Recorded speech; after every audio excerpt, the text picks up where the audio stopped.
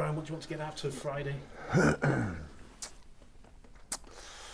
Well, we've got a really big game the following week, so a win, a good performance, little injury or no injury, and you know, I think we're in good shape at the moment. I think mentally we're all right. Mentally we're looking forward to a really big game next week, and we're just going to make sure that we take on Huddersfield with the right attitude, because they'll want to go out with a last parting shot. You know, they won't be in party mode, I don't think.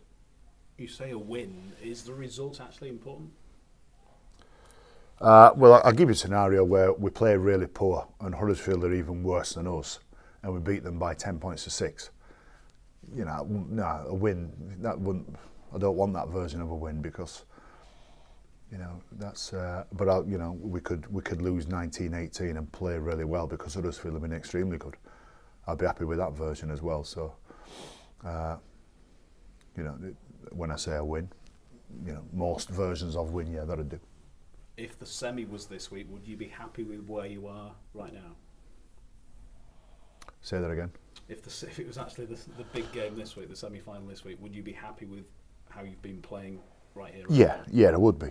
I would be. I think. I think what you've got to understand is I think both the semis, ours v whoever it may be, you know, let's say it's either Hull or Saints, and then Castleford's v Wigan or Saints, it will be, won't it? I think they'll be played at a level of intensity under an atmosphere which no team had faced for quite some time. You know, Hull maybe have an advantage because they played in that Challenge Cup final, and Wigan, but that's long ago now in terms of memory, rugby league memory. So week in, week out. So the point I'm making is the fact that we haven't been dismissing teams or dispatching teams by 40-0 every single week for the last 6 weeks doesn't matter. It's okay. It's okay. And when we have lost, we've learned some valuable lessons, and it's improved us each week. We had a pretty solid performance against Salford, although we won't get carried away with that. I'm more confident about where the players are at in themselves, what's in between their ears, what's in their head, and what their attitude is, and we can't wait for next week. Are you settled on your 17 for next week? Close to it, yeah, close to it. I know. We've got a couple of versions. I talk it through with my staff nearly every day. I was talking through a potential semi-final stroke grand final team with them from March onwards. You know, what's your best 17? And we do that most weeks. And gauge it up again. What's the 17 we're picking this week? And you've got to go through a process with most positions for team selection. Some obvious ones, you know, you make no apology that you know Callum Watkins is going to play, you know Joe Moon's going to play, Danny McGuire's going to, you know, there's a few there that nobody would. There's no surprises there that I've got those penciled in already. But there's a couple of positions there that you've got to work out what's best for this occasion at this time of the year, and who's got the injuries and who hasn't got the injuries. So there's still shirts up for grabs on Friday? There are a couple for sure. Yes. As you say, Huddersfield, they've got absolutely nothing to lose whatsoever, have they? So, in effect, it makes it more dangerous, but a good test for you ahead of next week. Do you know, I thought Steve Mack said something which was poignant against when Catalans were playing Hull KR last week. Is that right? They played Hull KR, didn't they? And he would make mention that, you know, you could see Hull KR had nothing to play for. And, you know, you throw the ball about, but try some stuff and try a little play and a little kick there and a cut out pass there. And if it costs you to try, you lose the game. It doesn't matter because their objective has been achieved. And that we might face that version of Huddersfield, I think, which can be, and they're a good team, Huddersfield as well, by the way. They're a decent footballing team, and had been for the last 2 or 3 seasons. They know when it clicks for them, they become an extremely difficult team to play against. So I think we'll be facing that version. I don't think we'll be facing a conservative version who will be talking about field position and completion rates and just get the ball down the other end of the field and let's grind this one out. I don't think that's the version we'll face.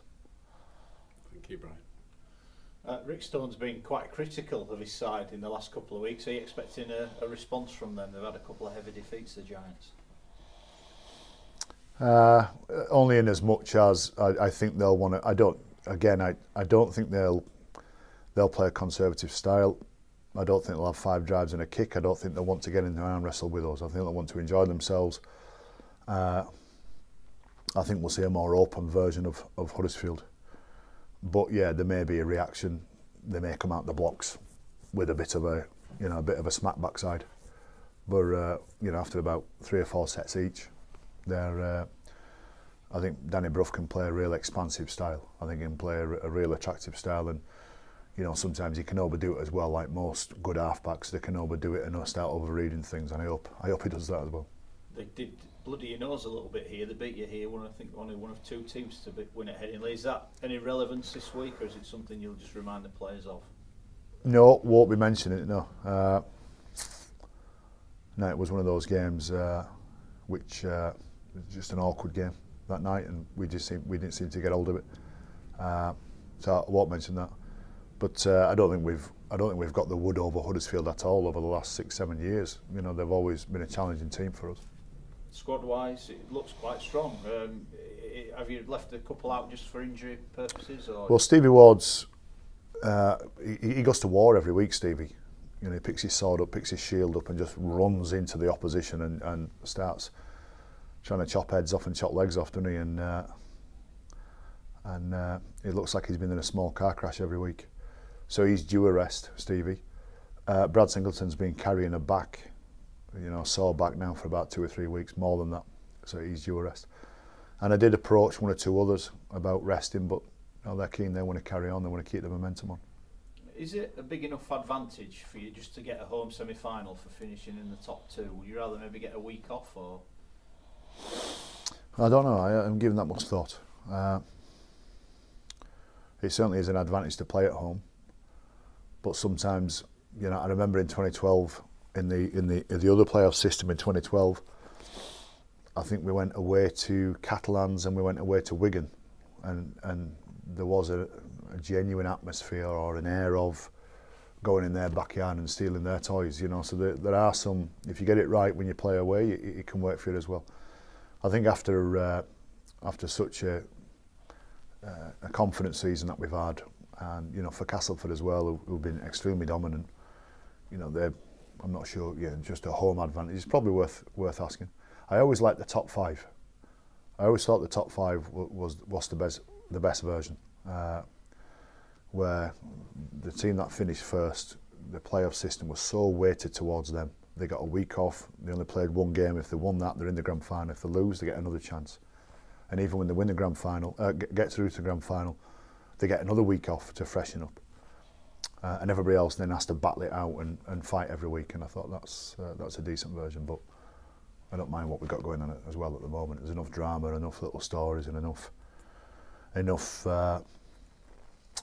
subtext towards it, isn't there? Given that everything you've worked for this year is aimed at what's going to happen next week, would you rather not have this game this week, or is it actually a nice distraction in some ways? Yeah, I don't know. Again, I don't give it much thought. We play this week. We don't think like that. We don't walk down the street thinking, "Oh, I wish we didn't have a game this week." Nah, we're playing this week, so our heads are on playing and going into battle again. And I think there's some merit in having a week's rest before games. Do you know, in my time as coach here, we've done every version. The week before a Challenge Cup final, we've either gone to London and I've not rested anybody, or we've gone to Catalans and I've not rested anybody. And then on another version of a Challenge Cup weekend, we've gone to London and I've rested everybody. And before a semi-final for Warrington, I think in 2014, I rested a load of blokes against Bradford here. So I don't think there's a formula the way you think that version works and this version doesn't work, and having a week off is really beneficial, and sometimes having a week. So you've just got to read it as that particular scenario unfolds. You've got to read what you think's best. Is there a different mood now about the players? Because this is what they've been working for now, isn't it? What's ahead in the next 2 to 3 weeks? Yeah, I do. There is, yeah. It does. There's a few of them just been talking to me about. They remember it. Like last year we wasn't here. Last year was somewhere else, wasn't we? And they remember the feeling where, you're actually, well, we've got 3 games left of 2017. We've got 3 games left, so, you know, 2 of those are knockout, 2 of those you've got to win. So it's a great time of year. You see the best attitude in everybody. Just finally, Rio Ferdinand, he's announced he wants to become a boxer. You've been a boxer yourself. Is he mad to be doing that at his age? He's not mad, no. He's not mad. Have a crack. I wouldn't, yeah. What is he, 38? It's all right, 38. And he's only played football, hasn't he, all his life now. That was a joke.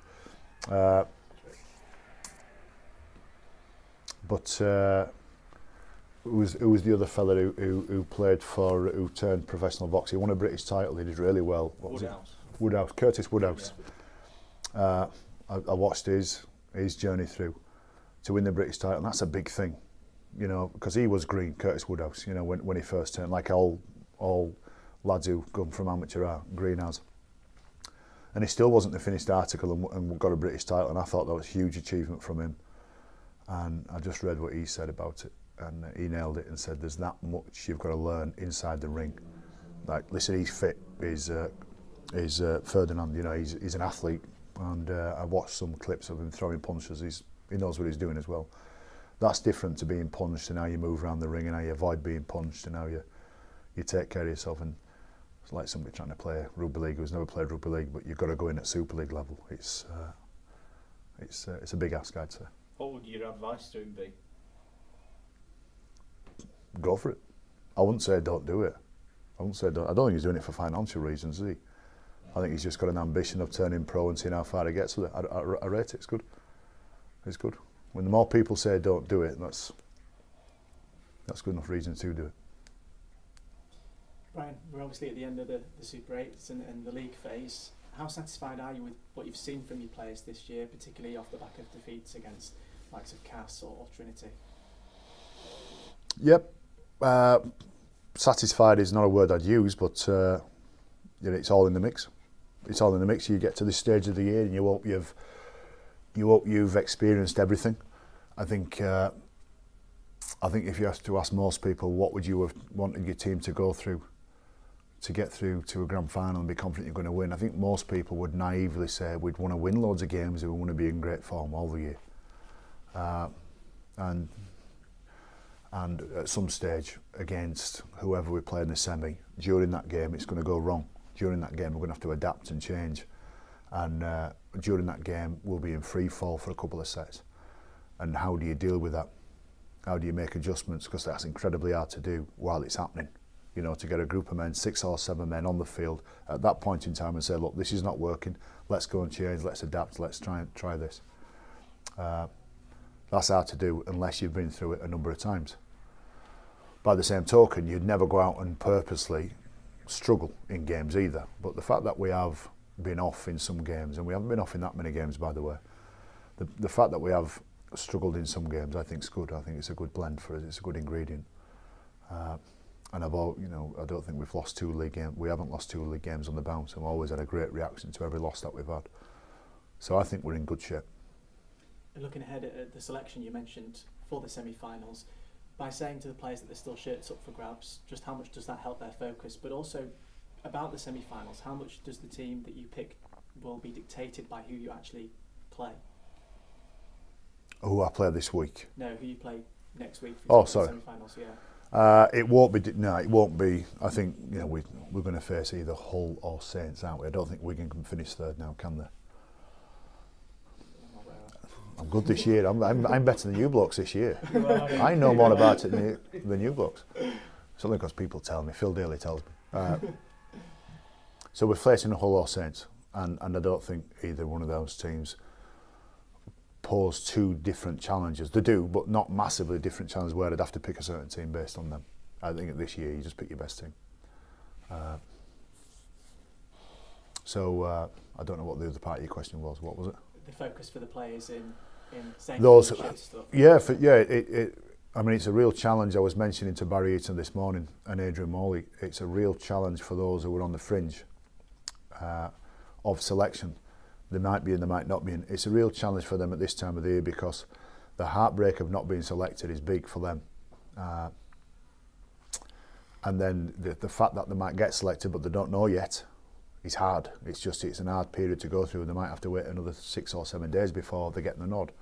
So yeah, it's a tough old time, and some men crack a little bit and some men get a bit angry, and some men, I think all our blokes have been good. I think if you look at the likes of Josh Walters and Jordan Baldwinson and Ash Hanley and Jack Ormonroyd, Ash Golden to a lesser degree, who have been out the team and want to know when they're going to get back in it. And there is a scenario, although I don't want to think about it, but there is a scenario where they play in next week's semi-final because we have injuries this week. So my task is to make sure that they know they're not in, and got good reason not to be in. You've got to be reasonable with them and pay them enough respect, but at the same time keep them alive, keep them interested, and make sure that their heads are on, because I don't want to be going to a pool of players who are disenchanted and just don't believe they're going to play and say, right, you're in, because history tells us they crash, they don't perform. And last one for me, people within and outside of the game may say that Castleford have got this nailed on for the grand final and winning it. Is the onus, is there more onus, I should say, on the likes of yourself and the other clubs as well to prove that theory wrong? Does it put less or more pressure on you, do you think? With the greatest respect to you, I don't care what you say. And nothing of what you say seeps into our focus for the week. There's no part on the game plan or that strategy that week to say, and we must prove the journalists wrong. No, that's not true, actually. The players do read, and we do hear what you say. And you would be right to assume that you're going to have to be good to beat Cass. Listen, they've been great all year. And you know, if they get through to the final, they're going to be a pretty strong team in there. I think all the debate then would start. It depends who they're playing, but the debate then would be about, have they played in a grand final before, and what does that matter? But ignore all that. They're a good team, and they've got some really good memories of being good week in, week out. But that's the beauty of sport. That is the absolute beauty of sport. That you imagine a team that finished 9th last year winning the grand final this year. We get really excited about that particular story. Thank you. Joel Moon was named Player of the Year this week. How big a contribution has he made this season? Yeah, he's been fantastic. He's quite unassuming, and I think while he does grab a lot of the headlines, you go watch a game sometimes and you wonder if he's carried it in the last 5-6 minutes or done anything. But then he comes up with something special. He was named Player of the Year. And in particular, most players who get named Player of the Year is because of what they do offensively. And he's no slouch offensively, he's pretty good. But just defensively, he's just sensational, Mooney. And you know, he's just got this ability to cover off all options in front of him. He defends in an area where those blokes out wide have got a ball, a runner and a bloke out the back always to cover off. And he seems to just make it look so easy. So, you know, we've won some games this year based on the fact that our defence has been better than our offence, and he's been a big part of that. And he's been consistent with it all year, so it's a well-deserved award for him. He just picked Matt Parcell, 19 tries for the season, a new club record for a hooker. Incredible debut season for Matt. Yes, it has been. And he's great. He's great to coach and doesn't need much. He just wants the ball in his hands, and you know, he's fitted in really well. I think most teams want to get some players that would suit their style. He's suited us. I think it's been well documented the trial and error we've had about hooking. You know, ever since Danny Badiris left, really. You know, we've never really had week in, week out consistently. You know who's going to be done here. Rob Burrow's gone in there and done a brilliant job. We had Sean Lunt for a while, won a grand final with Sean Lunt. You know, and then we look at some of the names that we've had that have not stayed with us and moved on. And in Matt Parcell, we seem to have a really good one there. A tough kid as well.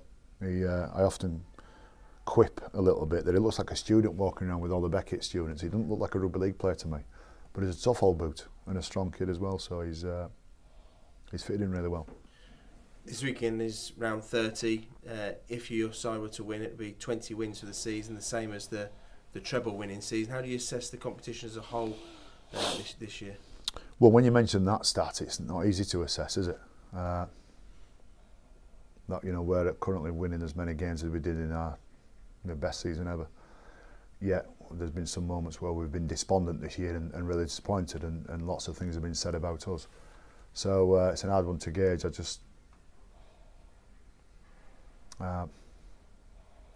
I do remember it towards the back end of 2015, and I've said this a few times, that for the final 10 games really, but certainly the final 6 or 7 games, every game it was just like the thriller in Manila where Muhammad Ali faced Joe Frazier, and he said after the game it was as close to a death as he's ever come, and we had that for like 6 consecutive weeks, and our blokes were just they just had nothing in them up until game day, and it doesn't feel like that this year.